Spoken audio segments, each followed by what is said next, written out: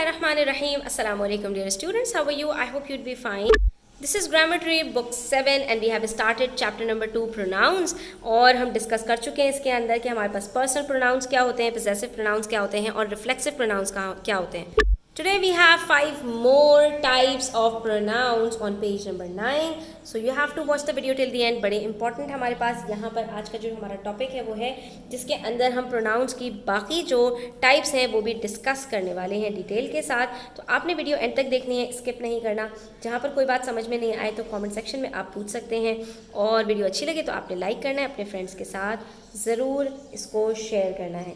तो स्टूडेंट्स, हमने सबसे पहले बात की थी कि हमारे पास पर्सनल प्रोनाउंस क्या होते हैं, ठीक है, और उसके बाद फिर हमने बात की थी कि हमारे पास पोजेसिव और रिफ्लेक्सिव प्रोनाउंस क्या होते हैं.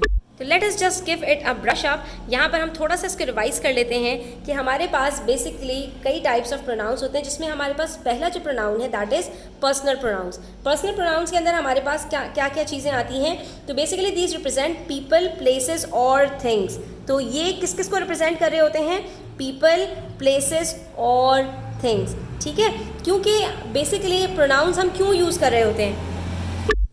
Because basically students, without pronouns, spoken and written English would be very repetitive. Once a noun has been referred to by its actual name once, another word or pronoun can be used to stand for this name. And we use these pronouns. These are very useful because they make sentences shorter and therefore clearer. The noun is still required when someone or something is referred to for the first time. तो first time हम nouns ही use करते हैं, उसके बाद जब second time उसको use करने की बारी आती है तो वहाँ पर बारी आ जाती है प्रोनाउंस की, ठीक है. तो वो सारे प्रोनाउंस जो सब्जेक्ट प्रोनाउंस होते हैं और वो सब्जेक्ट को रिप्लेस कर रहे होते हैं तो वो किसको रिप्रेजेंट कर रहे होते हैं? पीपल, प्लेसेस या थिंग्स को, ठीक है. तो हम इनकी जगह पर कौन कौन से प्रोनाउंस यूज़ कर रहे होते हैं? I, you, he, she, it, we, you, they for subject. और ऑब्जेक्ट के लिए कौन से यूज़ कर रहे होते हैं? Me, you, him, her, it, you, us, them. तो आई चेंज हो जाता है मी से यू से. ये सारी चीज़ें हम डिटेल से डिस्कस कर चुके हैं. तो अब आप देख सकते हैं यहाँ पर शी जो है वो सिंगुलर सब्जेक्ट को रिप्रेजेंट कर रही है और देम जो है वो किसको रिप्रेजेंट कर रहा है? वो यहाँ पर प्लूरल ऑब्जेक्ट को रिप्रेजेंट कर रहा है. तो सब्जेक्ट हमेशा सेंटेंस के बिगिनिंग में होता है, ऑब्जेक्ट हमेशा लास्ट में होता है, एटलीस्ट वर्ब के बाद होता है. तो ये हमारे पास सब ऑब्जेक्ट कहलाता है, ठीक है. तो ये सारी चीज़ें हम डिस्कस कर चुके हैं. उसके बाद हमने पोजेसिव प्रोनाउंस की बात की थी. तो this show ownership and replace possessive noun phrases. ये नाउन फ्रेजेस को रिप्लेस करने के लिए आते हैं. फॉर एग्जाम्पल, मैं अगर एक सेंटेंस कह रही हूँ the guitar is, this is Rita's guitar, ठीक है. मैं रीटा की गिटार की बात कर रही हूँ. तो रीटा के गिटार, ये हम यहाँ पर जो अपोस्ट्रॉफी लगाते हैं, ये अपोस्ट्रॉफी पोजेशन को ही तो शो कर रही होती है कि एक चीज़ किसकी है. जब हम किसी चीज़ की निस्बत कर रहे होते हैं किसी और की तरफ कि किसकी ओनरशिप में आती है ये चीज़, तो वहाँ पर हम अपोस्ट्रॉफी लगाते हैं और वो नाउन के साथ लगा रहे होते हैं. तो उसी को रिप्लेस करने के लिए हम ये पोजेसिव प्रोनाउंस यूज़ करते हैं जिसमें हमारे पास कौन कौन से पोजेसिव प्रोनाउंस आते हैं? माइन मेरा है, योर्स तुम्हारा है, हिज, हर्स, इट्स उसका, उसकी, उसका है, ठीक है. आर्स हमारा है, योर्स तुम सबका है, देयर्स तुम उन सबका है, ठीक है. तो ये हमारे पास आ रहे होते हैं ओनरशिप को रिप्रेजेंट करने के लिए और ये रिप्लेस करते हैं किसको? ये रिप्लेस करते हैं जो अपोस्ट्रॉफी वाले हमारे पास नाउन्स आ रहे होते हैं, ठीक है. लेकिन इसके अंदर जो हमारे पास स्टूडेंट्स कुछ डिटरमाइनर्स यूज़ हो रहे होते हैं जो जैसे हमारे पास my, your, my country, your money, my this and my that. तो ये वाले जो वर्ड्स हैं ना, तो ये हमारे पास पोजेसिव प्रोनाउंस के अंदर सिर्फ और सिर्फ ऑब्जेक्ट के अंदर ही आ रही होती हैं चीज़ें. ये सब्जेक्ट वाले जो होते हैं प्रोनाउंस हमें लग रहे होते हैं, ये बेसिकली हमारे पास सब्जेक्ट प्रोनाउंस नहीं होते. ये हमारे पास पोजेसिव प्रोनाउंस में नहीं आते बल्कि ये हमारे पास डिटरमाइनर्स होते हैं जो नाउन को मॉडिफाई करने के लिए आते हैं. तो ये आपको थोड़ा सा डिफरेंस है, याद रखना पड़ेगा. उसके बाद हमने रिफ्लेक्सिव प्रोनाउंस की बात की थी. तो रिफ्लेक्स का मतलब होता है these refer back to an earlier noun और pronoun in a sentence. So the performing and receiving of an action apply to the same person और thing. They can not be used without the noun और pronoun they relate to. तो यहाँ पर मैंने आपको ये detail से बताया था कि जब हम कोई काम अपने लिए कर रहे होते हैं तो वहाँ पर हम रिफ्लेक्सिव प्रोनाउंस यूज़ करते हैं जैसे my self, your self, himself, her self, ourselves and themselves, ठीक है. तो इसके अंदर ये जो सेल्फ का वर्ड है ना, ये रिफ्लेक्ट कर रहा होता है खुद को, ठीक है। तो ये वाले प्रोनाउंस हम रिफ्लेक्सिव प्रोनाउंस इनको कहते हैं, और इनको यूज़ कर रहे होते हैं हम जब हम कोई बात अपनी तरफ रेफ़र करने के लिए कहें, ठीक है। तो अब यहाँ पर क्या है, शी टॉट हरसेल्फ, यानी अपने आप को उस लड़की ने जो है वो सिखाया, किसी और ने नहीं। यहाँ पर हमारे पास जो सब्जेक्ट है वही ऑब्जेक्ट है, तो इसलिए यहाँ पर ये रिफ्लेक्सिव प्रोनाउंस कहलाते हैं, क्योंकि they refer back to the earlier pronoun itself, ठीक है। जो प्रोनाउन यूज़ हो चुका है या जो नाउन यूज़ हो चुका है उसी को रिफ्लेक्ट बैक करने के लिए यहाँ पर ये प्रोनाउन यूज़ होता है, इसलिए इसको रिफ्लेक्सिव प्रोनाउन कहते हैं। आज हम पढ़ने वाले हैं मज़ीद कुछ प्रोनाउन की टाइप्स की, जिसके अंदर हमारे पास पहले आ जाता है इंटेरोगेटिव प्रोनाउन। इंटेरोगेटिव नाम से ही आप कह सकते हैं यहाँ पर क्वेश्चन होगा, और क्वेश्चन के अंदर जब सब्जेक्ट अननोन होगा तो वहाँ पर जो हम प्रोनाउन यूज़ करेंगे उसको हम इंटेरोगेटिव प्रोनाउन कहते हैं। फॉर एग्जाम्पल हम यहाँ पर जो प्रोनाउंस यूज़ करते हैं, हु, कौन, हुम, किसका, व्हाट क्या, विच कौन सा, हुज किसका, ठीक है। तो यहाँ पर ये जो हमारे पास प्रोनाउंस होते हैं ये हम इंटेरोगेटिव प्रोनाउंस कहलाते हैं, और इनको हम अननोन सब्जेक्ट और अननोन ऑब्जेक्ट दोनों जगह पर यूज़ करते हैं। अब आप यहाँ पर देख रहे हैं कौन से प्रोनाउंस हैं जो सिर्फ सब्जेक्ट की जगह पर यूज़ होते हैं, कौन से सिर्फ ऑब्जेक्ट की जगह पर यूज़ होते हैं, और कौन से दोनों जगह पर यूज़ हो रहे होते हैं, ठीक है। तो हमारे पास ये वाले जो प्रोनाउंस हैं ये दोनों जगह पर यूज़ हो रहे होते हैं। For example who is playing, ठीक है। लेकिन जब मैं अगर किसी ऑब्जेक्ट की बात करूंगी कि ये किसकी चीज़ है, तो मैं क्या कहूँगी, हुज बैग इज़ दिस, ये किसका बैग है। ये जैसे हमारे पास और एग्जाम्पल्स हैं, what do you do in your spare time, what तुम क्या करते हो, यानी हमने यहाँ पर किसको रिप्लेस किया, कौन से नाउन को, कि तुम कौन सा काम करते हो, ठीक है। Which work do you do, ठीक है। Of these two bags which is yours, कौन सा तुम्हारा है, ठीक है। तो हम यहाँ पर क्या कहना चाह रहे हैं, फर्स्ट बैग और द सेकंड बैग, ठीक है। दो बैग्स है ना, तो इन दोनों बैग की तरफ हमने इसको रेफर किया, which is yours. Who told you to throw these away? Who को हमने किससे रिप्लेस किया, एक अननोन सब्जेक्ट से, किसने तुम्हें ये बताया कि इसको जो है वो बाहर फेंक दो। तो ये हमारे पास सब किस में आते हैं, इंटेरोगेटिव प्रोनाउंस में आते हैं। Next we have relative pronoun. तो रिलेटिव प्रोनाउन क्या होता है, it is use to refer something mentioned earlier in the sentence to join two sentences. ये आता है दो सेंटेंसेस को जॉइन करने के लिए। For example, what was the name of the person whom we met at the metro station today, ठीक है। अब जैसे हमारे पास स्टूडेंट्स जो कनेक्टिव्स होते हैं, जो हम यूज़ कर रहे होते हैं कंजंक्शंस, तो वो दो सेंटेंसेस को जोड़ने के लिए आते हैं। इसी तरह से यहाँ पर दो सेंटेंसेस को जोड़ने के लिए कभी कभी प्रोनाउंस भी यूज़ कर रहे होते हैं हम, जो जिसको हम उर्दू में कहते हैं जो, ठीक है। तो जो का वर्ड जो हम यूज़ करते हैं तो वो दो सेंटेंसेस के बगैर नहीं आ सकता, पहले सेंटेंस को दूसरे से कनेक्ट करने के लिए ही आता है। इसी तरह से ये रिलेटिव प्रोनाउंस एक सेंटेंस में यूज़ नहीं हो सकते, बल्कि ये दो सेंटेंसेस में यूज़ होते हैं। तो अब यहाँ पर for example, what was the name of the person whom we met at the metro station today, उस शख्स का नाम क्या था। अब ये व्हाट यहाँ पे क्या है, ये इंटेरोगेटिव प्रोनाउन है, ठीक है। उस आदमी का नाम क्या था जिससे या जो हमें मिला था मेट्रो स्टेशन पर आज। जो वाला जो बात है, तो ये वापस रेफर कर रहा है उसी पर्सन को, ठीक है। जो कौन है, अगेन अननोन पर्सन है ये भी, लेकिन क्या है, ये रिलेटिव है, ये दो सेंटेंसेस को आपस में कनेक्ट कर रहा है। सिमिलरली, द हाउस दैट, वो वाला घर जो was advertise is already sold, जिसकी एडवर्टाइजमेंट हुई थी वो वाला घर सेल हो गया। द हाउस दैट हाउस, ठीक है।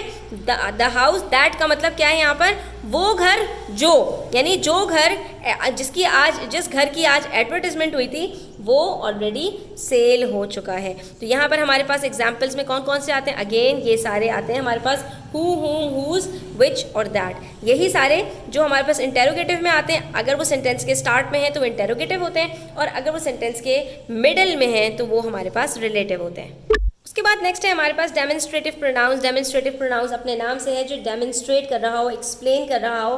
तो दीज फंक्शन एज सब्जेक्ट्स और objects both in a sentence, ठीक है। ये भी दोनों तरह से इस्तेमाल होते हैं, जैसे हमारे पास जो इंटेरोगेटिव वगैरह थे वो भी दोनों तरह से इस्तेमाल होते थे। तो यहाँ पर ये हमसे कह रहे हैं कि ये रिप्लेस करते हैं नाउन को, but you don't confuse these with demonstrative determiners which precede but do not replace the noun. अब यही सारे जो हमारे पास डेमोन्स्ट्रेटिव प्रोनाउंस हैं, यही एज डेमोन्स्ट्रेटिव डिटरमाइनर्स भी यूज़ होते हैं। तो हम इस पर डिफरेंस कैसे कर सकेंगे, अगर ये सारे जो वर्ड्स हैं चारों, दिस दैट दीज दोज, अगर ये किसी नाउन को रिप्लेस कर रहे हैं तो ये डेमोन्स्ट्रेटिव प्रोनाउन होंगे।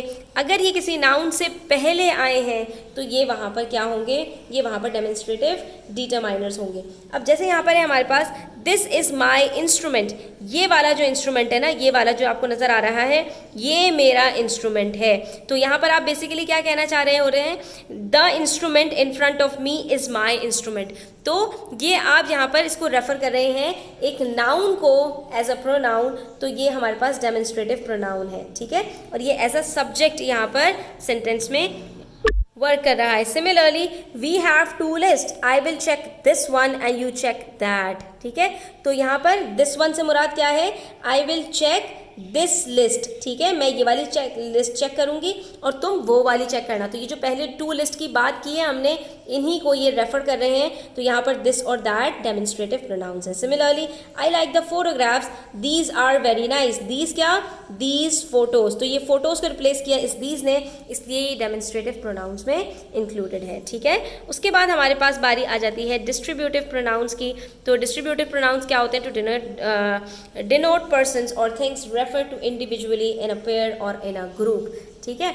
तो वो सारे जो प्रोनाउंस हैं जो किसी पर्सन और थिंग को डिनोट करने के लिए आते हैं, उसको हम कहते हैं डिस्ट्रीब्यूटिव। इसके अंदर हमारे पास पेयर्स के लिए आते हैं आइदर एंड नाइदर, या इसको हम कहते हैं ईदर और नीदर, ठीक है। और जो हमारे पास ग्रुप के लिए आते हैं वो हमारे पास ईच होता है, ठीक है। तो जैसे यहाँ पर ईच ऑफ यू, तुम दोनों में से हर एक, ईच का मतलब तुम दोनों में से हर एक, could go to receive Mrs Burton at the station. तो ईच ऑफ यू का मतलब क्या है कि बोथ ऑफ यू, ठीक है, तुम दोनों। तो ये एक नाउन को रिप्लेस करने के लिए आया, यू एंड यू को रिप्लेस करने के लिए आया है ये, ठीक है। जो भी उन दोनों के नाम हैं कि Bertha and Santa, you both of you go to receive Mrs Burton at the station. तो ये क्या है हमारे पास, आइदर डिस्ट्रीब्यूटिव है। Similarly each one of them is excited about this project, तो हम यहाँ पर किसको कह रहे हैं, ऑल ऑफ देम को रिप्लेस करने के लिए आया है ये। तो each one of them is excited about this project का मतलब है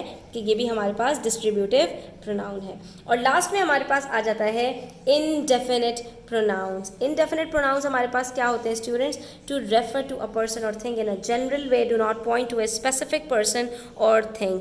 तो अभी जब हम जैसे बात कर रहे थे कि डिस्ट्रीब्यूटिव के अंदर क्या है कि हम किसी पेयर को या ग्रुप को रेफर कर रहे थे, ये इन जनरल पब्लिक को जो है वो रेफर कर रहा होता है, किसी स्पेसिफिक पर्सन या थिंग को ये जो है वो रेफर करने के लिए नहीं आता। अभी तक जितने भी हमने प्रोनाउंस पढ़े वो सब किसी ना किसी स्पेसिफिक थिंग को रेफर करने के लिए थे। तो अब जैसे हमारे पास let everyone exit the train before entering it, तो ये एवरीवन का जो वर्ड है ये हमारे पास क्या है, इनडेफिनिट प्रोनाउन है, इसीलिए इसको इनडेफिनिट कहते हैं कि ये सब को एक साथ घेर लेता है। Does anything need to be fixed, क्या किसी चीज़ को फिक्स करने की ज़रूरत है, तो क्या है यहाँ पर किसी चीज़ की बात हो रही है, किसी चीज़ की तरफ इशारा किया जा रहा है, लेकिन वो इन जनरल है, स्पेसिफिक नहीं है, ठीक है। तो इसके लिए हमारे पास बहुत सारे वर्ड्स यूज़ होते हैं। तो आप देख सकते हैं someone, somebody, something, everyone, everybody, everything, anyone, anybody, anything, no one, nobody, nothing, no one, all, some, few, many, none. तो ये सारे के सारे हमारे पास जो है वो इनडेफिनिट प्रोनाउंस के अंदर यूज़ होते हैं। अच्छा स्टूडेंट्स, यहाँ पर हम एक चीज़ डिस्कस कर लेते हैं। अक्सर लोग आई और मी को यूज़ करने में जो है वो घबरा जाते हैं, उसमें मिस्टेक कर जाते हैं। तो याद रखो, आई सब्जेक्ट के तौर पे यूज़ होता है और मी ऑब्जेक्ट के तौर पे यूज़ होता है। अक्सर लोग जब बात कर रहे होते हैं अपनी अकेले या अपनी किसी और के साथ, तो वो क्या कहते हैं, मी and Ben enjoyed the concert. अब यहाँ पर मी एंड बेन दोनों क्या हैं, सब्जेक्ट हैं, तो यहाँ पर मी यूज़ नहीं हो सकता। इसकी जगह पर हमें क्या यूज़ करना पड़ेगा, I and Ben enjoyed the concert, ठीक है।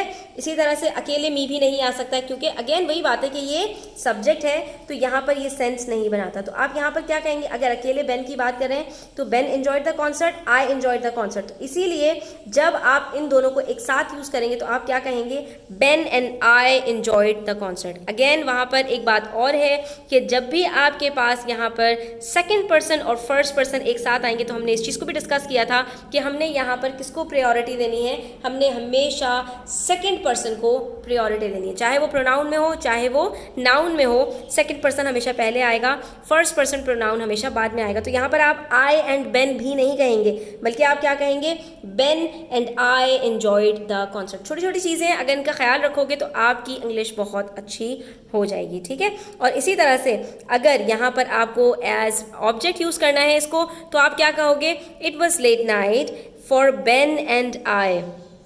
अगेन यहाँ पर नाउन है तो बेन ही रहेगा, बेन को तो हम चेंज नहीं कर देंगे। लेकिन प्रोनाउन की जब बात आएगी तो यहाँ पर हम बेन के साथ आई यूज़ नहीं करेंगे, क्योंकि ये ऑब्जेक्ट में अब हम यूज़ कर रहे हैं इसको, तो ये हो जाएगा मी, ठीक है। It was a late night for Ben and me. Again me and Ben नहीं होगा, बेन एंड मी होगा।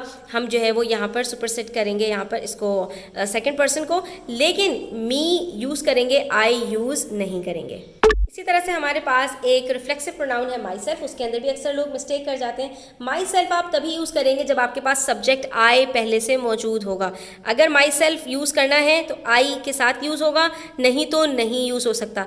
कोई सा भी रिफ्लेक्सिव प्रोनाउन यूज़ करने के लिए पहले से उसका जो सब्जेक्ट प्रोनाउन है वो सेंटेंस में मौजूद होना चाहिए। माई सेल्फ के लिए आई होना चाहिए, योर सेल्फ के लिए यू होना चाहिए, ठीक है, देम सेल्फ्स के लिए दे होना चाहिए। तो इसी तरह से यहाँ पर माई सेल्फ के लिए आई होना बहुत इंपॉर्टेंट है। अब यहाँ पर ये सेंटेंस तो सही है, I imagined myself on the stage, ठीक है, ये बिल्कुल ठीक बात है कि मैंने अपने आप को स्टेज पर इमेजिन किया, मैंने अपने आप को सोचा, मैं अपने आप को दिमाग में सोच रही थी कि काश मैं यहाँ पर होती, और मैंने अपने आप को जो है वो तसव्वुर कर रही थी। लेकिन अगर मैं यहाँ पर कह रही हूँ Rita performed for Ben and myself, no, I performed for Ben and myself हो सकता है, लेकिन रीटा की जब बात आ गई, सेकेंड पर्सन की बात आ गई, थर्ड पर्सन की बात आ गई, सॉरी, यहाँ पर, तो मैं अब यहाँ पर माई सेल्फ यूज़ नहीं कर सकती, क्योंकि हमारे पास यहाँ पर सब्जेक्ट में आई मौजूद नहीं है। तो हम यहाँ पर क्या यूज़ करेंगे कि अगर यहाँ पे होता आई performed Ben for Ben and my self तो ठीक होता, लेकिन अगर रीटा ने किया है तो Rita performed for Ben and मी, मेरे लिए, ठीक है, फॉर मी होगा यहाँ पर,